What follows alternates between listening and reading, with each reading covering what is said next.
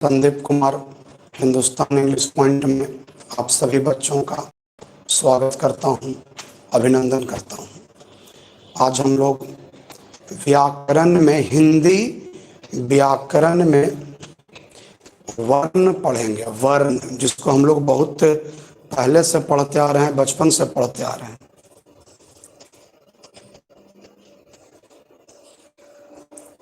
लेकिन उससे पहले थोड़ा सा कमेंट कीजिएगा कि हमारी आवाज़ आप तक पहुंच रही है और बोर्ड पर क्लियर नहीं है, क्लियर नहीं है।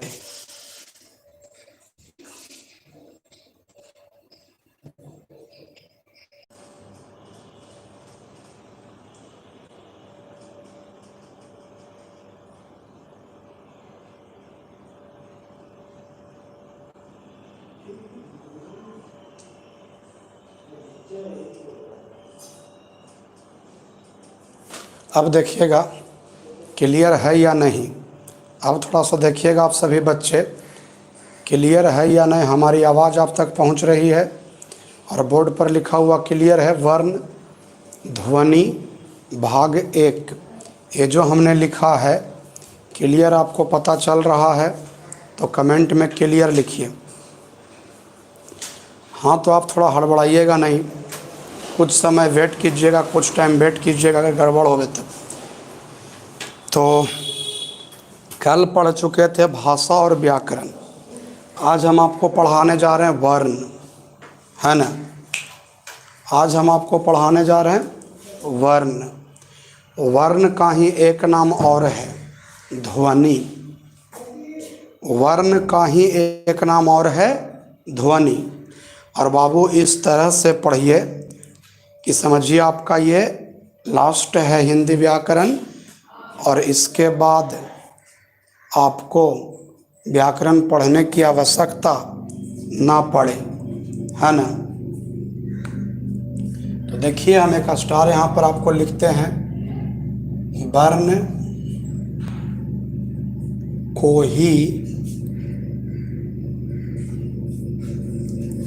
वर्ण को ही ध्वनि भी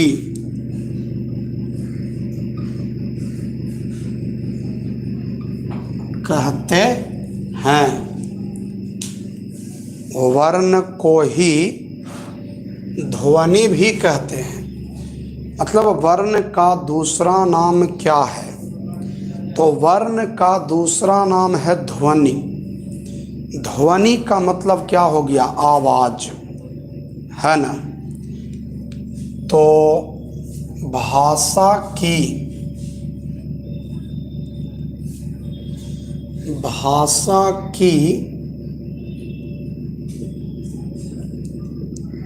सबसे छोटी इकाई वर्ण है। भाषा की सबसे छोटी इकाई कौन है? अगर आपसे ये पूछ दे कि भाषा की सबसे छोटी इकाई कौन है, तो आप बोलोगे वर्ण। भाषा की सबसे छोटी इकाई कौन है, तो आप बोलोगे वर्ण। और अगर आवाज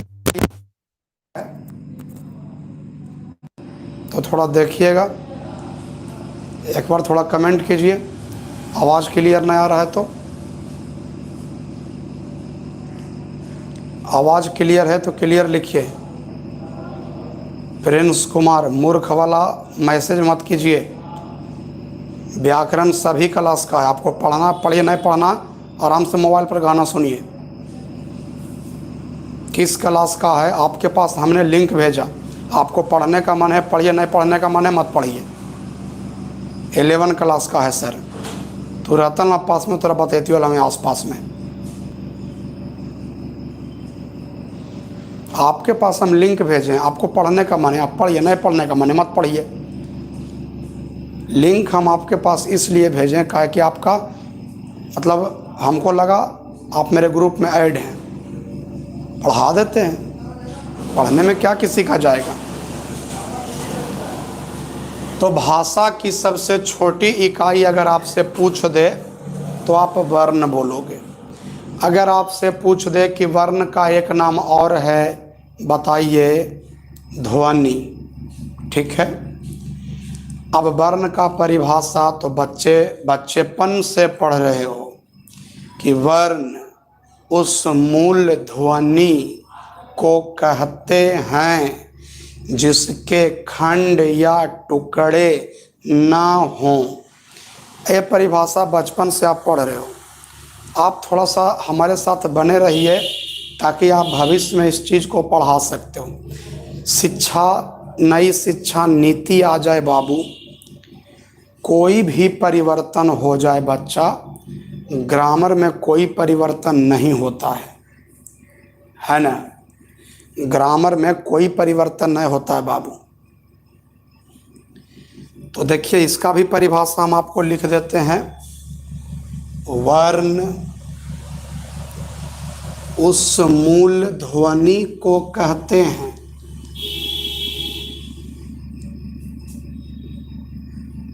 उस मूल ध्वनि को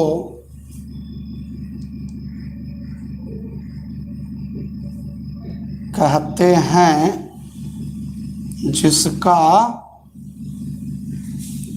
खंड या टुकड़ा न हो। वर्ण उस मूल ध्वनि को कहते हैं जिसका खंड या टुकड़ा न हो। मतलब हम उसको किसी खंड में, किसी टुकड़े में नहीं तोड़ सकें, है ना। जैसे में आपका एग्जाम्पल भी है, अगर हम जैसे में लिखें बाबू,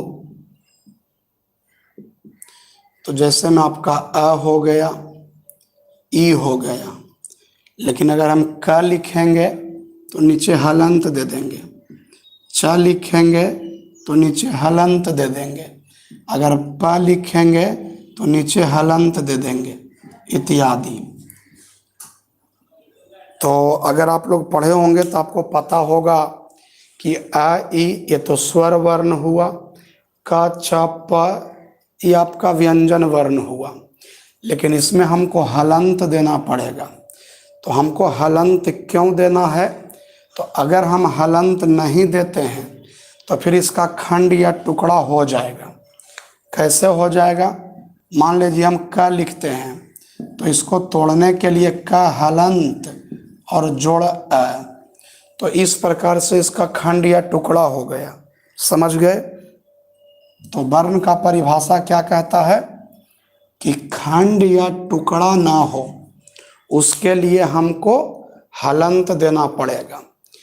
तो वर्ण उस मूल ध्वनि को कहते हैं जिसका खंड या टुकड़ा ना हो, जैसे अ ई क च प इत्यादि। अब इसके बाद बच्चा एक टॉपिक आता है जिसका नाम है वर्णमाला, जिसका नाम है वर्णमाला। हाँ, तो वर्णों या ध्वनियों के समूह को आकाश राज, फालतू कमेंट मत करो बाबू। आपसे हम कोई क्वेश्चन नहीं कर रहे हैं तो आप हमसे क्वेश्चन फालतू भी मत कीजिए। आकाश राज अपना कमेंट खत्म कर ले, तू फालतू क्वेश्चन मत करो। पढ़ा रहे हैं, पढ़ाने दो, नहीं तो लीव हो जाओ, भाग जाओ तुम यहाँ से। हाँ, पढ़ा रहे हैं, हमको पढ़ाने दीजिए आराम से। तो वर्णों या ध्वनियों के क्रमबद्ध समूह को वर्णमाला कहते हैं। वर्णमाला किसे कहते हैं? तो वर्णों या ध्वनियों के क्रमबद्ध समूह को वर्णमाला कहते हैं, है ना। तो देखिए यहाँ ध्यान देना बाबू, वर्णों या ध्वनियों के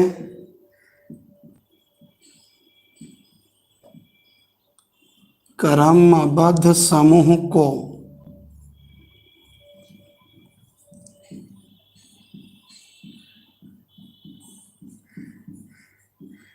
वर्णमाला कहते हैं। वर्णों या ध्वनियों के क्रमबद्ध समूह को वर्णमाला कहते हैं। चलिए, ये 4 पॉइंट 3 पॉइंट जो है आपको क्लियर हो गया होगा। पहला स्टार, आपको सिर्फ लिखने की आवश्यकता पड़े, यहाँ तो याद हो जाना चाहिए। वर्ण को ही ध्वनि भी कहते हैं। भाषा की सबसे छोटी इकाई वर्ण है। वर्ण उस मूल ध्वनि को कहते हैं जिसका खंड या टुकड़ा न हो। वर्णों या ध्वनियों के क्रमबद्ध समूह को वर्णमाला कहते हैं। अब इसके बाद बहुत इम्पोर्टेंट पॉइंट बताने जा रहे हैं, है ना। आप बताओ कितने वर्ण हैं? व्याकरण शास्त्र के अनुसार वर्णों की संख्या क्या है? आप कमेंट कीजिएगा। यहाँ पर आप थोड़ा सा समझना पड़ेगा। व्याकरण शास्त्र के अनुसार वर्णों की कुल संख्या कितनी है?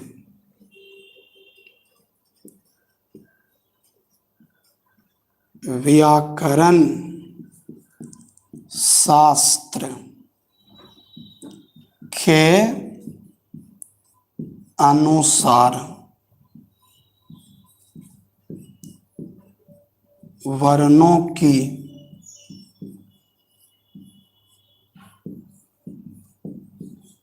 कुल संख्या 52 है। 52। व्याकरण शास्त्र के अनुसार वर्णों की कुल संख्या 52 है, 52, है ना। तो 52 है बच्चा। कितना वर्ण है, इस क्वेश्चन में हमेशा से कन्फ्यूजन रहा है। किताब, किसी प्रकाशन का किताब उठाइए वो कुछ कहता है, किसी और प्रकाशन का किताब उठाइए वो कुछ और कहता है। तो इसमें थोड़ा मतभेद है, लेकिन हम आपको एकदम सटीक बताने जा रहे हैं। आपको किताब देखने की आवश्यकता नहीं है। जितना हम आपको बता देंगे उतना में आप सिमट करके रह जाइएगा। तो हमारे पास यहाँ 2 क्वेश्चन हैं, आप आराम से सुनते रहिएगा। व्याकरण शास्त्र के अनुसार वर्णों की कुल संख्या कितनी है? तो 52 है।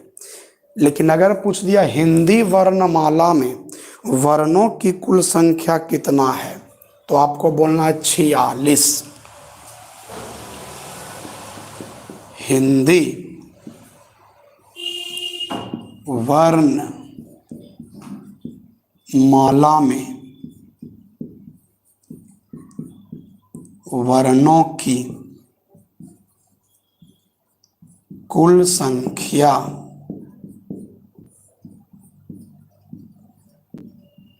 46 है। व्याकरण शास्त्र के अनुसार 52 है और हिंदी वर्णमाला में वर्णों की कुल संख्या 46 है। तो बच्चा एकदम आराम से आप समझिएगा। तो हिंदी वर्णमाला में वर्णों की कुल संख्या 46 है। हम इसको लिखेंगे 46, है ना। अब 52 भी है, तो 46 और 4 50 और 2 52। मतलब जब हम 46 वर्ण यहाँ पर आपको लिख देंगे, तो इस 52 को कंप्लीट करने के लिए हमको 6 वर्ण और चाहिए। इसको थोड़ा सा आराम से समझिएगा। जब हम 46 वर्ण यहाँ पर आपको बता देंगे कि 46 वर्ण आखिर कौन कौन है, तो अब 52 हमको कंप्लीट करने के लिए 6 वर्ण और चाहिए। तो आप ध्यान से वो 6 वर्ण देख लीजिएगा। तो देखिए, पहले हम आपको 46 कंप्लीट करते हैं। स्वर वर्ण, व्यंजन वर्ण,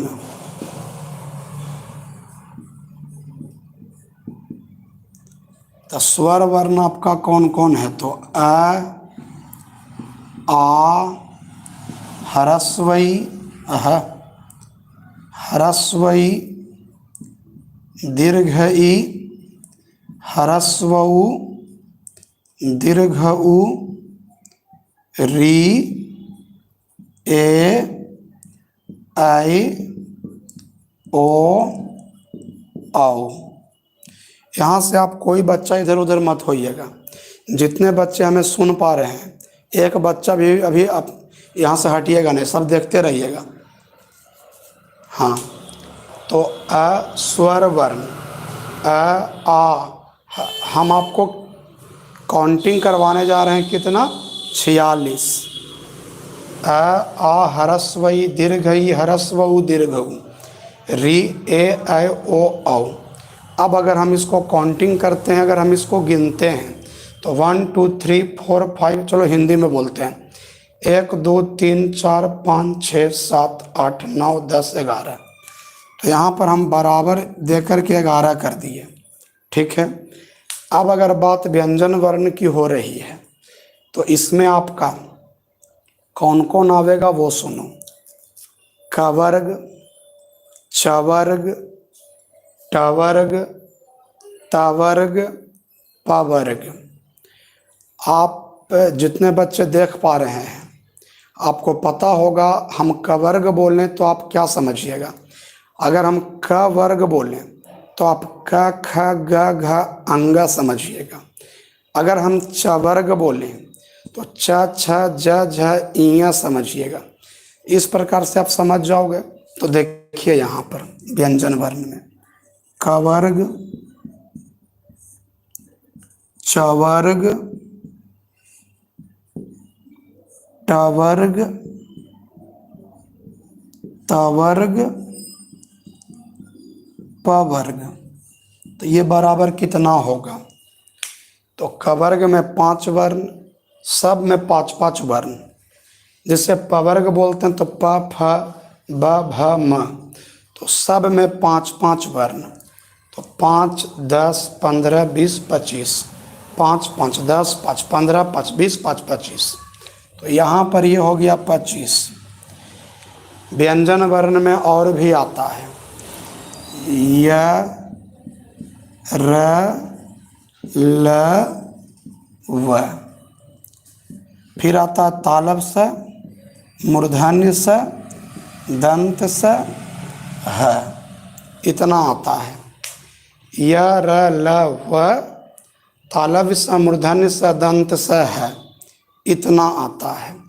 तो ये आपका हो गया 8। 1 2 3 4 5 6 7 8, ये हो गया आपका 8। तो ये हो गया आपका व्यंजन वर्ण। छत्र ज्ञ, इसको यहाँ पर ऐड नहीं करना है। छत्र ज्ञ को यहाँ पर ऐड नहीं करना है। तो इस प्रकार से व्यंजन वर्णों की कुल संख्या आपका हो गया 25 और 8 33। स्वर वर्ण का कुल संख्या हो गया 11। व्यंजन वर्ण का कुल संख्या हो गया 25 और 8 33। बाद में मैं आपको बता भी दूंगा कि व्यंजन वर्णों की कुल संख्या आपका 33 है। ठीक है। फिर आपका यहाँ पर अयोग वाह आवेगा। अयोग वाह, इसमें आपका आता है अनुस्वार और विसर्ग। तो इसकी संख्या हो गया 2। अनुस्वार और विसर्ग, ये आपका हो गया 2। अब अगर आप जोड़िएगा यहाँ से तो 25 और 8 33, 33 अदू 35, अब 35 और 11 तो 46 हो जाता है। 11 प्लस 25 प्लस 8 प्लस 2 आप जोड़ दीजिएगा,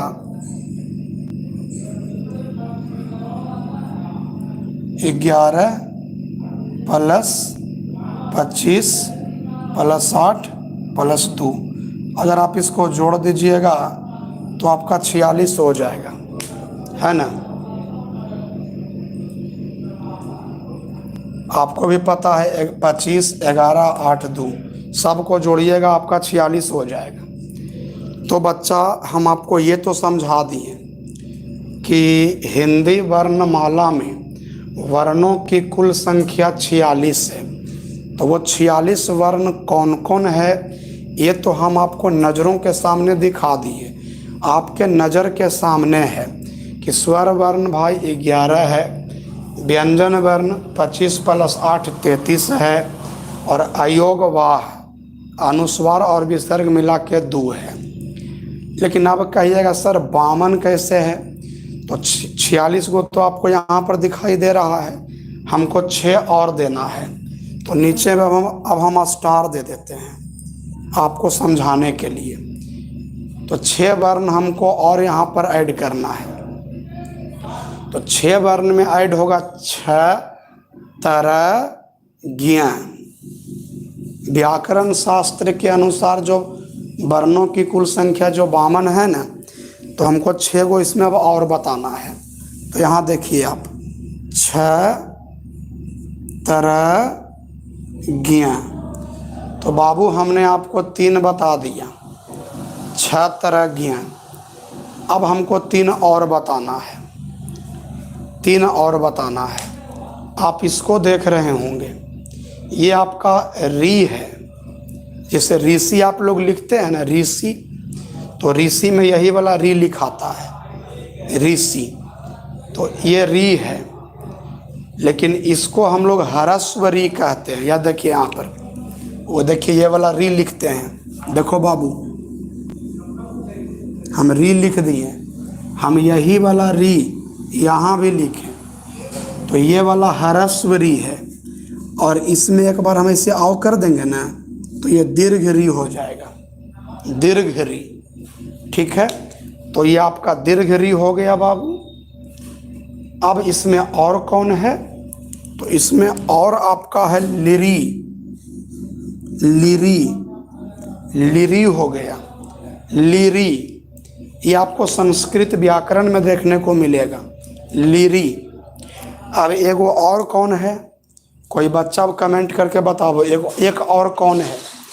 इतने सारे बच्चे आप हमें देख पा रहे हैं, सुन पा रहे हैं, तो आप कमेंट करके बताइए एक और कौन है, एक और कौन है भाई, आप कमेंट करके बताइए। 1 2 3 4 5, एक और, तो वो 46 और ये 6 52 हो जाएगा। हलंत है, नहीं नहीं नहीं, हलंत नहीं है, हलंत कोई वर्ण नहीं होता है। सरह, सरह नहीं है।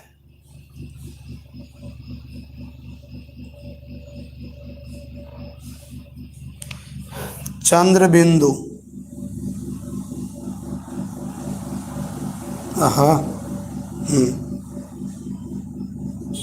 इसको क्या बोलते हैं, चंद्र बिंदु। ये आपका है चंद्र बिंदु। उम्मीद करते हैं कि आप समझ गए होंगे, है ना। ये चंद्र बिंदु इस प्रकार से आप देते हैं ना, चंद्र बिंदु का नाम सुनवे किए होंगे। तो इस प्रकार से इतना मिला करके आपका पूरा 52 हो जाता है। तो बच्चा व्याकरण शास्त्र के अनुसार वर्णों की कुल संख्या 52 है, वो भी आपको दिखाई दे दिया, जिसमें आपको ये सब फालतू में ऐड करना पड़ेगा।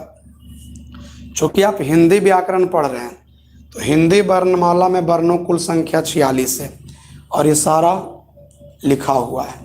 अब आप क्या कीजिए, अगर आपको ये सारी बातें समझ में आ गई तो कमेंट में आप यस कर दीजिए और आप स्क्रीनशॉट ले लीजिए।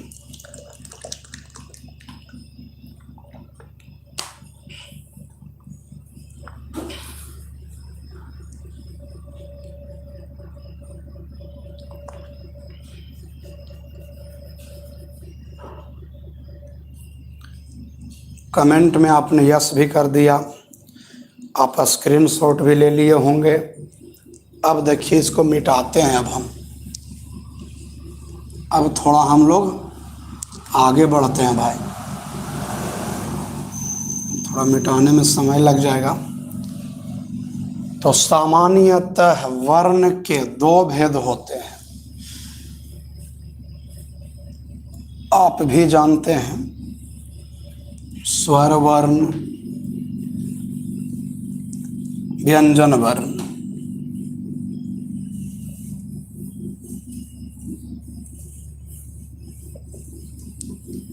ये मिटाने में थोड़ा समय लगेगा।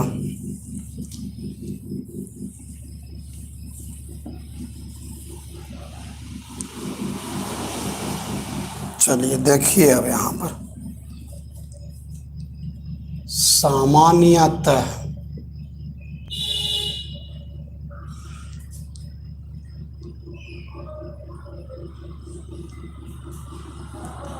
वर्ण के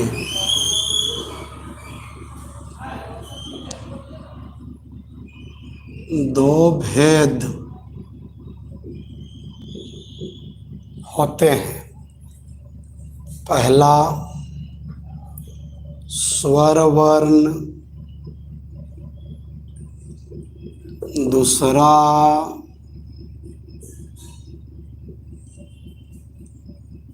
व्यंजन वर्ण। अब यहाँ देखिए, सबसे पहले हम लोग स्वर वर्ण पढ़ेंगे। तो इसका परिभाषा संस्कृत में लिखेंगे, स्वयं राजन्ते।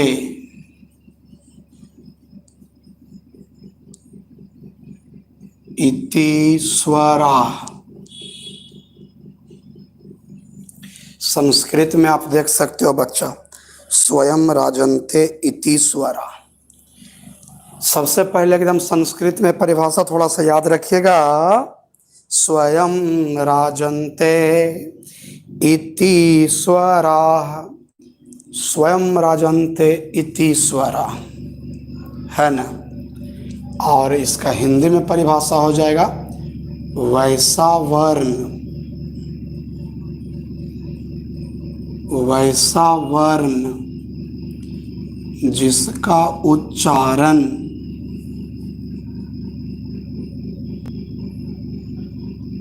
स्वतः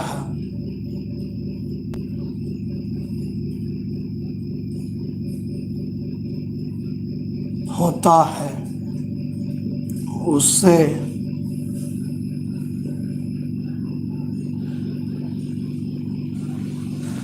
स्वर वर्ण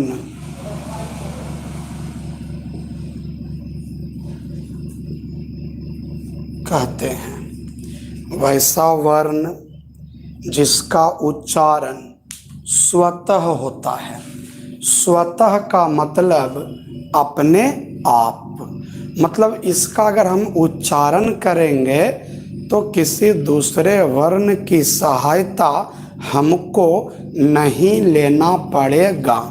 ठीक है, स्वयं राजन्ते इति स्वरा, वैसा वर्ण जिसका उच्चारण, सुनिए इस तरह से याद हो जाए हमेशा के लिए, वैसा वर्ण जिसका उच्चारण स्वतः होता है उसे स्वर वर्ण कहते हैं। और स्वर वर्णों की कुल संख्या 11 है। स्वर वर्णों की कुल संख्या 11 है। कौन कौन है वो आपको हम बता चुके हैं, फिर भी लिख देते हैं, एक फेयर बन जाएगा। आ ह्रस्व ई, दीर्घ ई, ह्रस्व उ, दीर्घ उ, री, री, ए, ओ, औ। ये आपका हो गया बाबू स्वर वर्ण 11। ठीक है, है ना। अब आगे समझिए, नीचे स्टार। उच्चारण में लगने वाले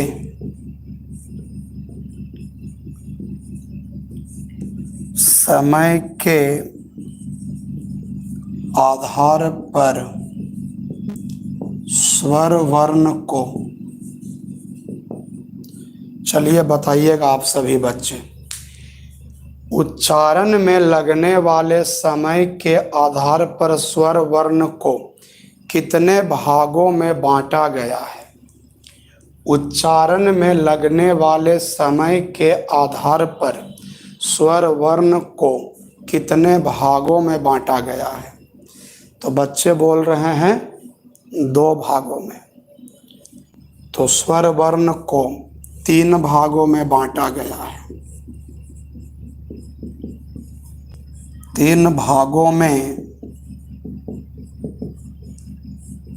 बांटा गया है। अब हम आपको बोलते हैं कौन कौन है भाई, यहाँ लिख देते हैं। मूल स्वर या ह्रस्व स्वर, दूसरा हो गया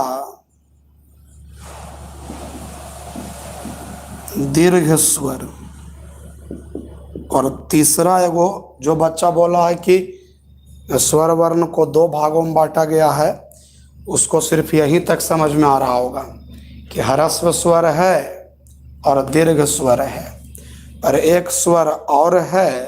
आखिर वो कौन सा स्वर है? तो उसका नाम है पुलुत स्वर। पुलुत स्वर, ठीक है ना बाबू। उच्चारण, अगर आपसे कोई पूछ दे कि उच्चारण में लगने वाले समय के आधार पर स्वर वर्ण को कितने भागों में बांटा गया है, 3 भागों में बांटा गया है। यहाँ पर जो हम आपको हिंदी व्याकरण पढ़ाने जा रहे हैं, कोई मामूली हिंदी व्याकरण नहीं होगा, थोड़ा विस्तार से हम आपको बताने का प्रयास करेंगे। जितना आप 9 क्लास में पढ़े होंगे, 10 क्लास में पढ़े होंगे, उससे थोड़ा ज़्यादा हम आपको बताएंगे, है ना। तो 3 भागों में बांटा गया है। मूल स्वर बोलो या ह्रस्व स्वर बोलो, एक ही चीज़ है। फिर है दीर्घ स्वर, तीसरा प्लुत स्वर। अगर इतना आपका क्लियर है तो कमेंट में यस लिखिए और स्क्रीनशॉट ले लीजिए।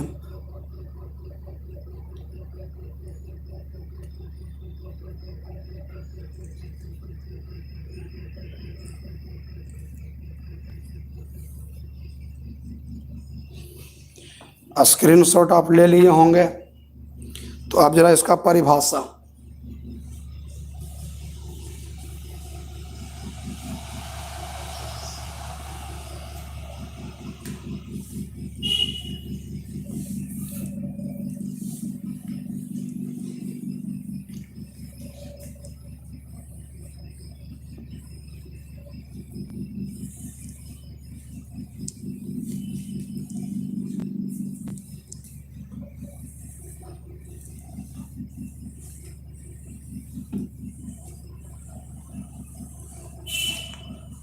चलिए ध्यान दीजिएगा। नंबर 1, मूल स्वर या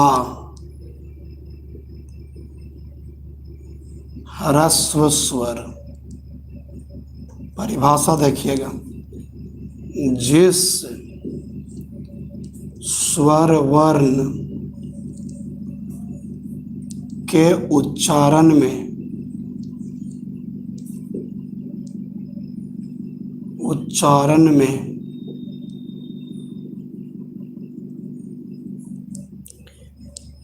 कम समय लगता है,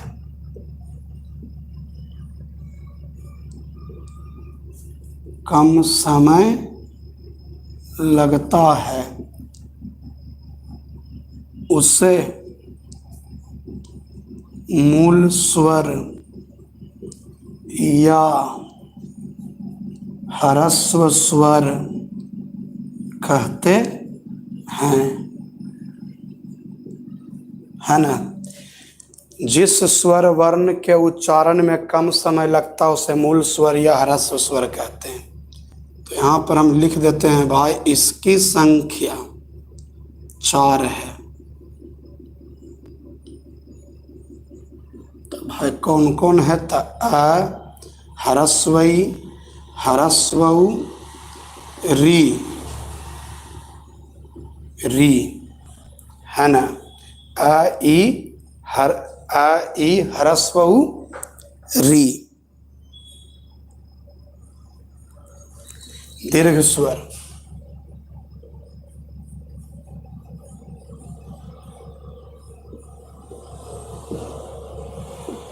अब दीर्घ स्वर का थोड़ा परिभाषा देखिएगा।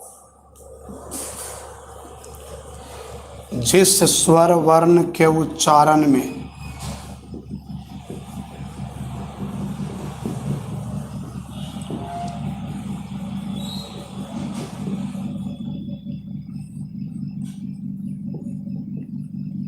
ह्रस्व की अपेक्षा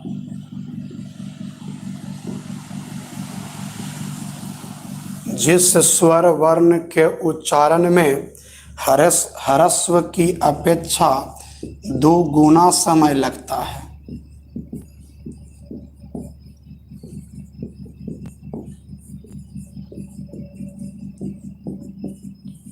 उससे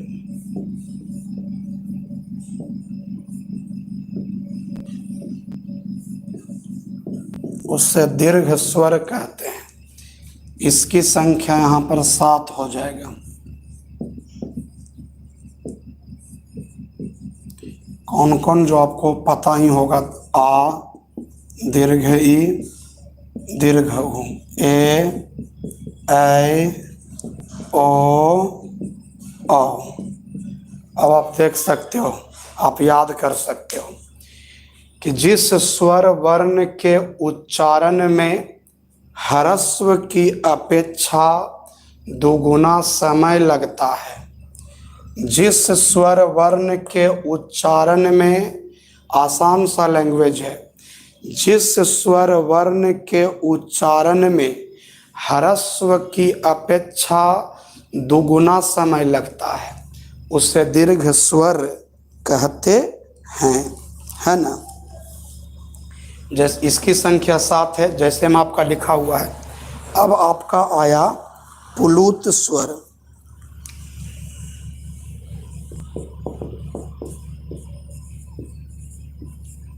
पुलुत स्वर जिस स्वर वर्ण के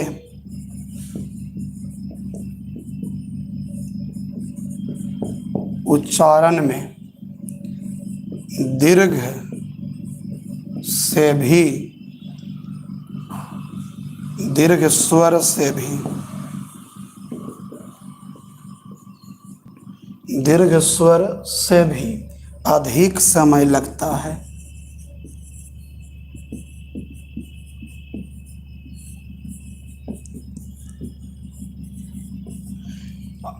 लैंग्वेज परिभाषा एकदम आसान दी है। जिस स्वर वर्ण के उच्चारण में दीर्घ स्वर से भी अधिक समय लगता है उसे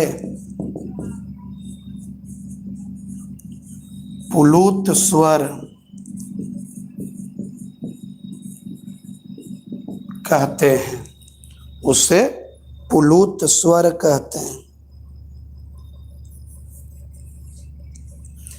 इसका प्रयोग किसी को पुकारने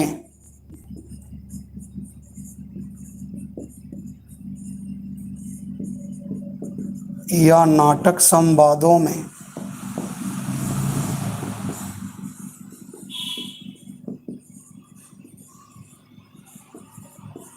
करते हैं। हाँ, अब समझिए। ह्रस्व स्वर, दीर्घ स्वर, प्लुत स्वर सब लिख दिए। जिस स्वर वर्ण के उच्चारण में कम समय लगता है, कितना आसान सा परिभाषा है, एकदम याद हो जाना चाहिए। जिस स्वर वर्ण के उच्चारण में कम समय लगता है बच्चा, ह्रस्व स्वर कहते हैं। और जिस स्वर वर्ण के उच्चारण में ह्रस्व की अपेक्षा दुगना समय लगता है बच्चा, उसको दीर्घ स्वर कहते हैं। और जिस स्वर वर्ण के उच्चारण में दीर्घ स्वर से भी अधिक समय लगता है बच्चा, उसे प्लुत स्वर कहते हैं। और प्लुत स्वर का प्रयोग हम लोग करते कहाँ पर हैं? प्लुत स्वर का प्रयोग हम लोग कहाँ पर करते हैं? तो इसका प्रयोग किसी को पुकारने में करते हैं। अगर हम किसी को पुकार रहे हैं, आप समझिएगा, यहाँ पर यह अंतिम है, फिर हम लोग विदा हो जाएंगे। तो अगर हम किसी को पुकारते हैं या नाटक संवादों में करते हैं, तो नाटक में जब संवाद आता है, नाटक में भी समझिए कि पुकारने, हम किसी को नाटक संवाद में भी अगर हम किसी को पुकारते हैं तो वहाँ पर प्लुत स्वर का प्रयोग होता है। अगर हम किसी को पुकारते हैं, है ना, तो प्लुत स्वर का प्रयोग होता है। मान लीजिए एक लड़का है जिसका नाम राम है, तो राम को हमको पुकारना है, तो आप खुद इमेजिन कीजिए हम उसको कैसे पुकारेंगे। हम उसको क्या बोलेंगे? राम, ऐसा बोलेंगे? नहीं बोलेंगे। पुकारने का मतलब हो गया कि वो हमसे कहीं दूर में है, हमसे कहीं दूर जगह में वो है ना। तो हम उसको कैसे पुकारेंगे? हम बोलेंगे राम, राम, ऐसा नहीं बोलेंगे। हम बोलेंगे राम, इस प्रकार से बोलेंगे, राम, इस प्रकार से बोलेंगे। मतलब रा अम्मा के बीच में आ इस प्रकार से आ रहा है, मतलब ज़्यादा समय लग रहा है, मतलब दीर्घ स्वर से भी ज़्यादा समय लग रहा है। तो अगर इसको हम जैसे में लिखना चाहेंगे तो इस प्रकार से लिख सकते हैं, रा और फिर देखिए ये म, इस प्रकार से हम इसको लिख सकते हैं। आपका ये राम हो गया, है ना। इस प्रकार से लिखेंगे आपका राम, है ना। उसी प्रकार से अगर हम किसी को पुकारते हैं, मान लीजिए किसी का नाम है रावण, तो हम बोलेंगे रावण, किस प्रकार से हम पुकारेंगे? रावण, रावण। मतलब बोलने का अपना, पुकारने का एक कला होता है। अब देखिए, हम बोल सकते हैं मोहन, मोहन भी हम बोल सकते हैं, रावण भी बोल सकते हैं। तो थोड़ा मतलब एक ही शब्द को हम थोड़ा रेघा के बोलते हैं, जैसे राम, मोहन, इस प्रकार से बोल सकते हैं। और नहीं तो फिर इस प्रकार से भी अगर हम किसी को बोलते हैं हे राम, तो वो भी आपका जो है ना वो प्लुत स्वर में आता है। तो आप ध्यान दीजिएगा कि अगर हम किसी को पुकारते हैं, है ना, तो उसमें हम लोग प्लुत स्वर का प्रयोग करते हैं। तो बच्चा, उम्मीद करते हैं कि आपको समझ में आ गया होगा। तो अगर समझ में आ गया तो आप स्क्रीनशॉट ले लीजिए और कमेंट में यस लिख दीजिए।